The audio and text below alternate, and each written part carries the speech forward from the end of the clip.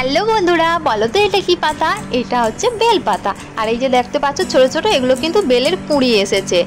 আর এই দেখো, এটা আমাদের বেল গাছ।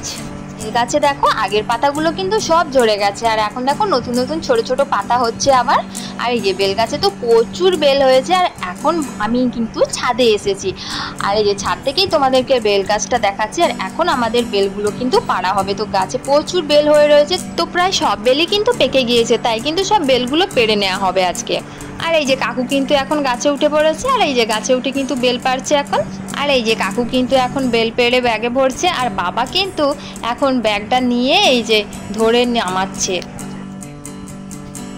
আর এই যে দেখতে পাচ্ছি বেলগুলোর সাইজ কিন্তু গত বছরের থেকে এবছর অনেক ছোট হয়ে গেছে। তো গত বছর কিন্তু অনেক কম বেল হয়েছিল, আর এবছর কিন্তু প্রচুর বেল হয়েছে, আর বেলের সাইজটা কিন্তু অনেকটাই ছোট হয়ে গেছে।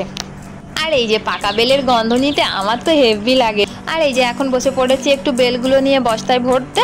তো সব বেলগুলো কিন্তু এবার আমি বস্তায় ভরে নিচ্ছি। তো কয়েকটা কিন্তু কাঁচা বেল ছিল যেগুলো গাছেই রেখে দেওয়া হয়েছে, আর বাকি সব বেলই কিন্তু পেড়ে নেওয়া হয়েছে। বেল গাছটা কিন্তু পুরো ফাঁকা হয়ে গেছে, বেল গাছে আর বেল নেই, বেল সব পাড়া হয়ে গেছে। তো চলো, বেল তো পাড়া হলো, এবার চলো বেলের শরবত খাওয়া যাক। তো এই যে দেখো, বেলটাকে আমি প্রথমে ফাটিয়ে নিলাম, আর এই যে এবার ভালো করে ওর খোলাটা কিন্তু ছাড়িয়ে নিচ্ছি।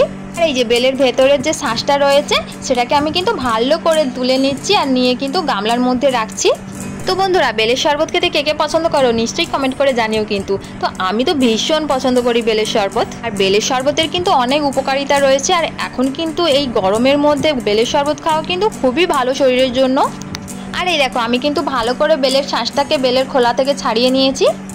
আর এই যে এখন নিয়ে নিয়েছি 2 গ্লাস জল, কারণ আমি আর বাবা খাবো। এই যে এখন গামলার মধ্যে জলটাকে ঢেলে দিচ্ছি। আর এই শরবতে কিন্তু আমি চিনি দেবো না, কারণ আমাদের গাছের বেলটা এমনিতেই খুব মিষ্টি, আর এতে তাই চিনি আমি দিচ্ছি না, তাই চিনি ছাড়াই আমি শরবতটা বানাবো। এখন কিন্তু আমি জলের সাথে ভালো করে শাঁসটাকে মাখিয়ে নিচ্ছি। আর এই শাঁসের মধ্যে কিন্তু প্রচুর দানা রয়েছে, তো দানাগুলোকে কিন্তু আমাকে ভালো করে ছেঁকে নিতে হবে। তো আগে কিন্তু বেলের শাঁসটাকে জলের মধ্যে ভালো করে মাখিয়ে নিয়েছি, এবার কিন্তু আমি দানাগুলোকে সব ছেঁকে নিচ্ছি। বন্ধুরা, স্বপ্নাস লাইফস্টাইলে নতুন নতুন ভিডিও দেখার জন্য প্লিজ আমার চ্যানেলকে সাবস্ক্রাইব করো। আর আমার ভিডিও যদি ভালো লেগে থাকে তোমাদের, তাহলে please like, comment and share করো। তো দেখো বন্ধুরা, আমার কিন্তু বেলের শরবত রেডি হয়ে গেছে, আর আমি এখন এটাকে গ্লাসে ঢেলে নেব।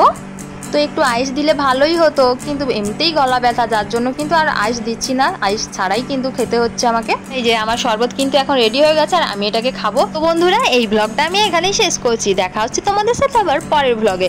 আর বন্ধুরা, বেলের শরবতটা কিন্তু দারুণ হয়েছে খেতে। তো চলো বন্ধুরা, এখনকার মতো টাটা।